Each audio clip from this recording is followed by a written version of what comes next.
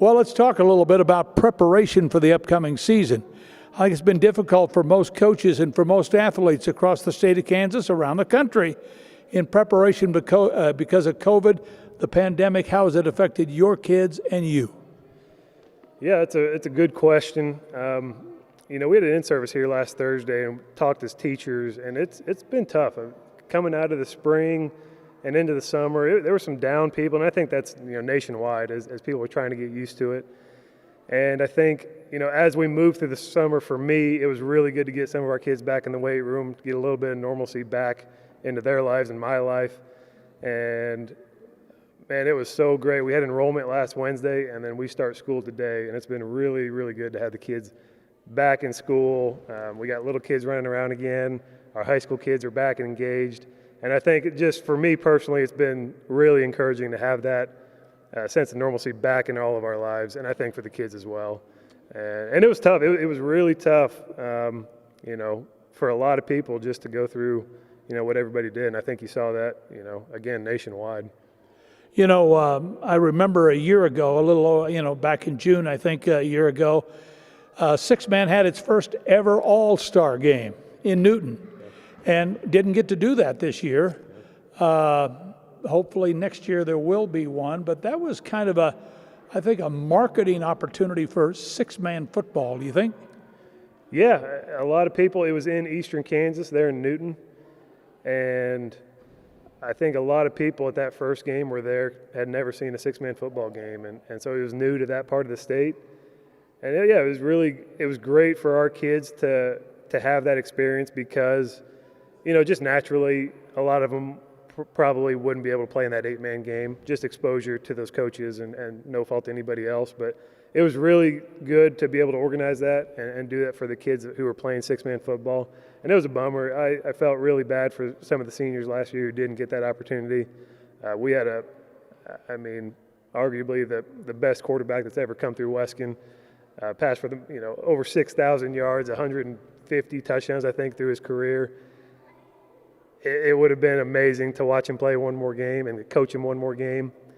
G.A. Smackley is who I'm talking about. And, it was a bummer to not be able to do that. But, again, we hope to schedule it again and move forward with that game. The six-man football has expanded a little bit. I understand now you have two divisions, a north and a south. Talk about that a little bit and your schedule for this year. Yeah, it's been really good to see six-man grow. And again, it moved east. We picked up Cunningham officially and Burton, and then Northern Valley, which is kind of on our side of the state, and Tribune. And so I think we have 15 teams total, which is, again, kind of the process we're expecting, just picking up a few teams, hopefully every couple of years and watching this thing grow. So it'll be exciting to have those teams. I don't personally know much about them, but it'd be cool to see what they bring into the division and again, see it grow. What that does for us, we are in the North Division, and so we have a bye week, and that actually is week 1. And then we'll play a lot of the teams that we've played in the past, Shiloh, Golden Plains. We'll add Tribune and Northern Valley, Natoma, and Western Plains Healy will be the last game. So, it'll be interesting to see how the schedule plays out. I think you could probably pick out a couple early favorites out of both divisions. But again, we just want to play, and we'll take whatever we can get. Do you see Keisha taking a more serious look at probably bringing six-man into the Keisha fold or not? We always hope so, and we've tried to do everything we can as a league to abide by Keisha rules and regulations.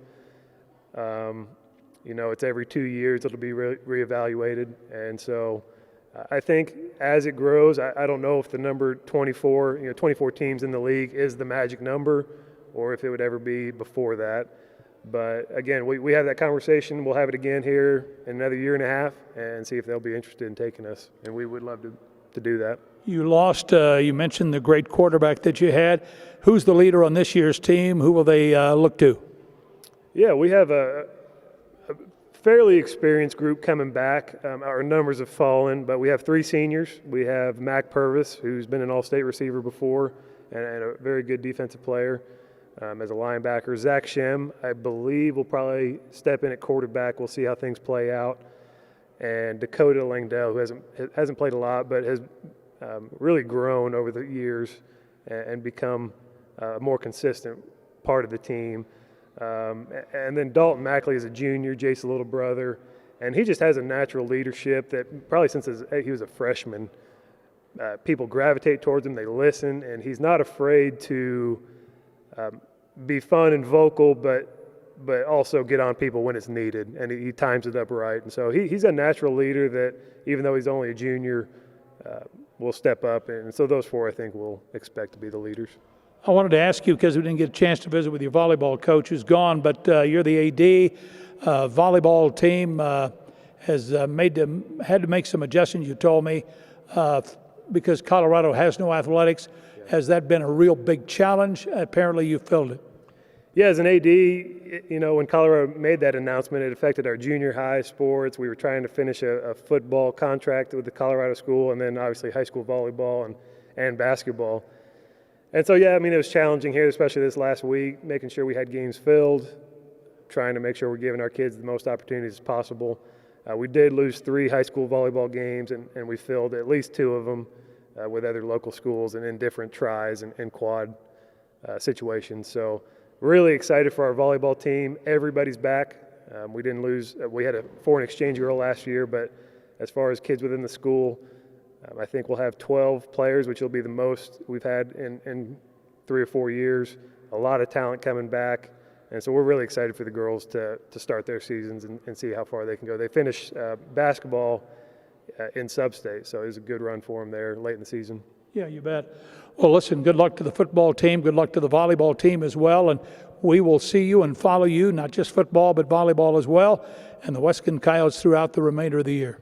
Thanks a lot. Thanks for coming. You bet. Brett Clow visiting with us, head football coach of the Weskan Coyotes here. Brought to you by Farm Credit of Western Kansas, many businesses throughout the Wallace County and Weskan area.